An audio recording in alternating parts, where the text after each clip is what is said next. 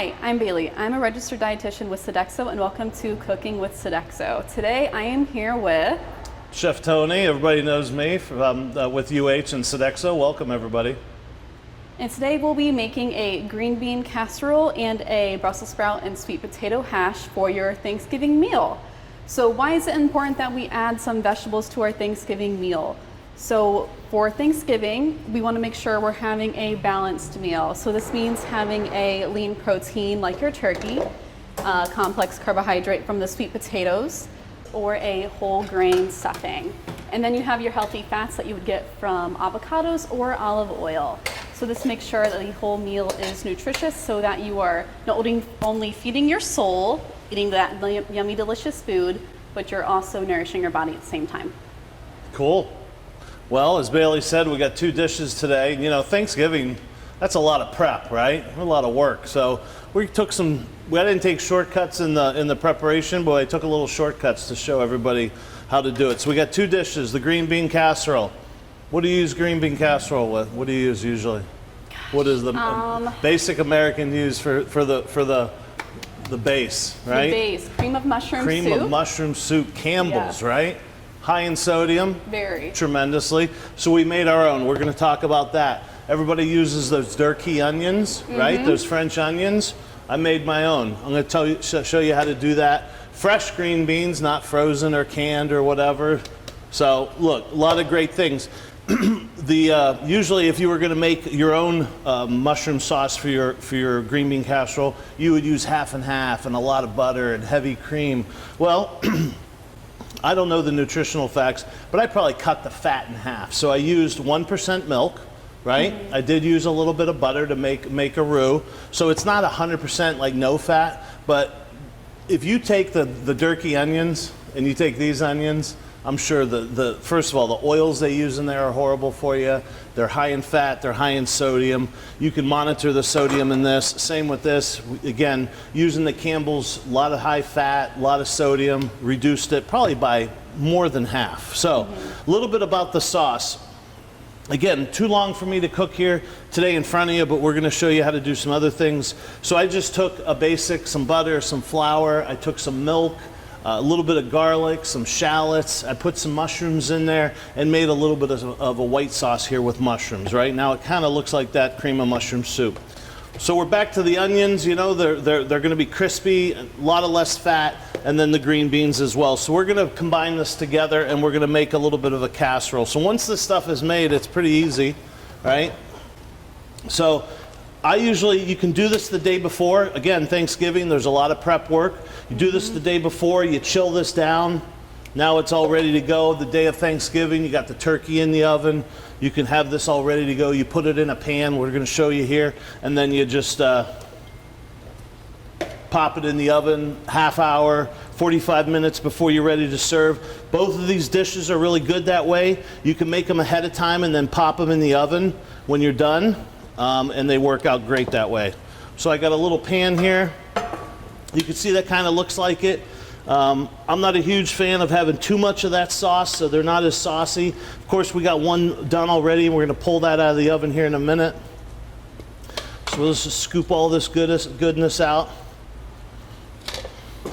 And we're going to top it with those onions.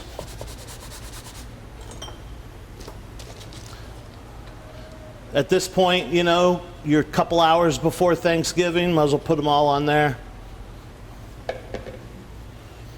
You can pop it in the oven. I'm going to pop it in the oven. I already got one done. We're going to let that one bake. Okay. Let's talk about our sweet potato hash. Sweet potatoes, very simple. Sweet potatoes, Brussels sprouts, and some caramelized onion. Everybody know a corned beef hash has corned beef, potatoes, onions, salt, pepper. That's about it. We're going to add a couple little kicked up ingredients here. But the one thing I like to do with the corned beef hash, or the sweet potato hash, is I cook everything separate, right? Because everything has a different cook time. And I don't know if Robert and the camera can see it, but we got some caramelized bits there. That's what we're really looking for. You see all that caramelization going on here? Same with the Brussels sprouts. So what did I do with the Brussels sprouts? I didn't do anything with them but quarter them, halve them, whatever, cut them up a little bit, caramelize them in some extra virgin olive oil, that's it. Same with this. I take the diced potatoes, I put them in the pan, I add about an inch or two of water, boil them, right? Let that water reduce. Once the water's reduced, I add a little bit of olive oil and they get caramelized. So right now they're beautifully tender and caramelized. I like about 50-50 ratio, so I'm gonna add my Brussels sprouts. Now this is where it all comes together, okay? Now again, you could do this ahead of time, but you can see we got some vibrant colors. That the Brussels sprouts aren't army green, right? And we got about a 50-50 ratio. So I'm gonna put this back on the stove, and you can do this right before. You could actually do this, put it into a baking dish and a little foil over it, chuck it in the oven a little bit. Last thing I'm gonna add to this is a little bit of garlic right at the end. Why am I gonna add it right at the end? Bailey? Because one, it will burn if you add it in first. Yep, that's right. I mean, you look at that caramelization, what I did, that garlic would have burnt. So we're gonna just kind of bloom that in that, and it's just gonna start smelling up the kitchen. And we're gonna add a couple last ingredients. What's Thanksgiving without fresh sage? Look, at Thanksgiving, we eat a ton, right? We're gonna eat a ton. And how do we prevent ourselves from eating a lot, right? Yes. I always end up eating a lot of pie, and at the end of the day, You're I'm like, on the couch, and you're what's just that like turkey laying drug there. called? What's that turkey drug called?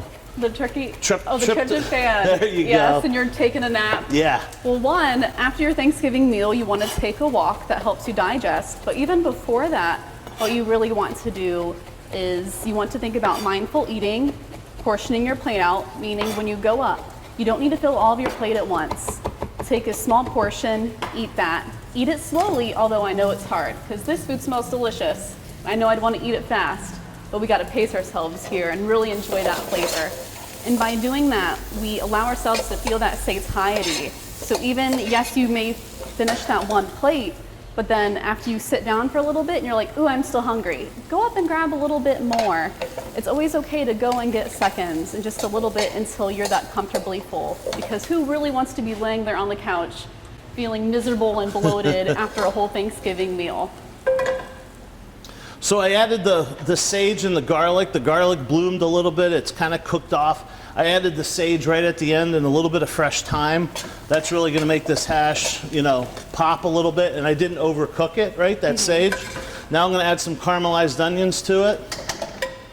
Again, just took a little bit of olive oil, some sliced onions, caramelized them up. But look, I think we've talked about this before when we roast vegetables. You don't want to just toss all the vegetables onto one pan and roast them, because a bunch of different vegetables have different cooking times.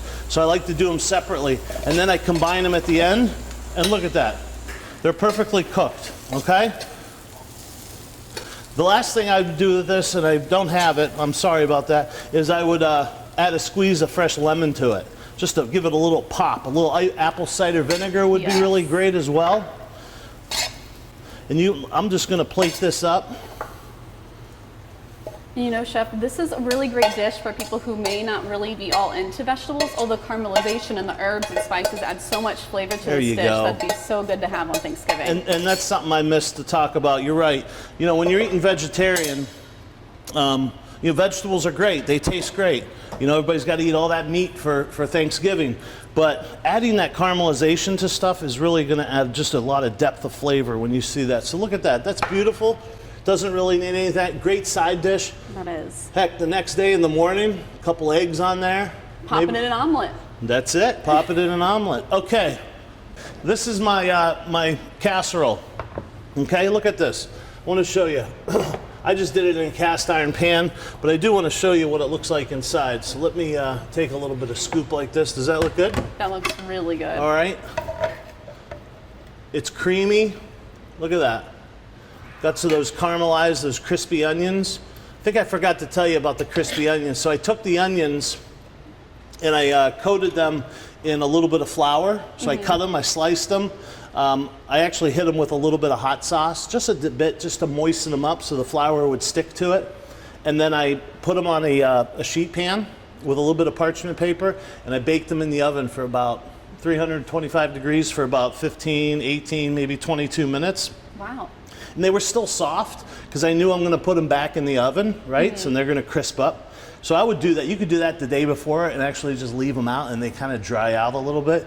And then you want them a little bit underdone because when you throw them back in the oven, you see they get more caramelized.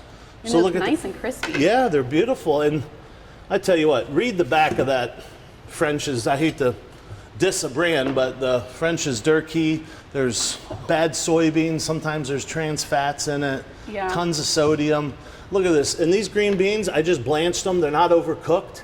Once all the sauce is cooked and the green beans are cooked and you throw it in the oven, just a little bit of bubbly time. It takes 20 minutes. You don't have to chuck it in there for an hour. So these are great recipes, and I hope you try it this Thanksgiving. Yep. Thank you guys for joining us. Thanks. Have a good one. Take care.